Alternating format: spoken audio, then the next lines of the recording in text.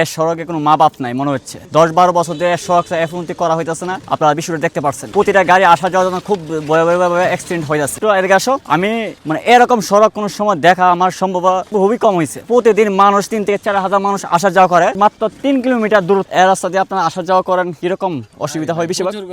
Chairman চেকে ছিল খোলাপাড়ার, সাফি chairman ছিল, উনি মনে হয় 10 থেকে 12 বছর ধরে এই সড়কটা করা হইতেছে না। আপনারা দেখেন কি চেয়ারম্যান তৈরি করছেন বিষয়টা। 12-13 বছর ধরে মানুষের এই অসুবিধার মিলে যাইতেছে। আর বয়েলের চেয়ারম্যান তো আছে 5 বছর 6 বছর হয়েছে অলরেডি, এই সড়কটা এখন করা হয় না। 3 কিলোমিটার দূরত্ব সড়ক, মানুষ আসা যাওয়ার জন্য কমপক্ষে 15 থেকে 20 মিনিট লাগে। এই সড়কটা ভিডিওর মাধ্যমে আপনাদের মাঝে ওইরকম ভাবে দেখতে পারেন না। বাস্তবে যারা আসে তারা এই বিষয়টা ভালো থেকে জানে কিরকম এদিক দিয়ে ভয়াবহ অবস্থা। আর খোলাপাড়া অবস্থা তো আপনারা দেখতে পাচ্ছেন, খোলাপাড়া সড়ক হয়েছে আরো ভয়াবহ অবস্থা হয়ে গেছে।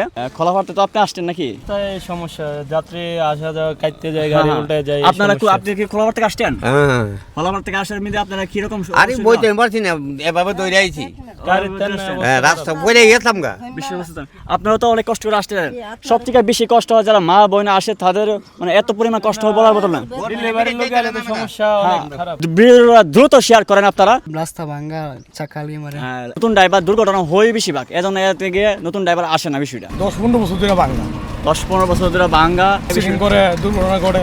একটা রাস্তাতে 13 বছর ধরে যদি না হয়,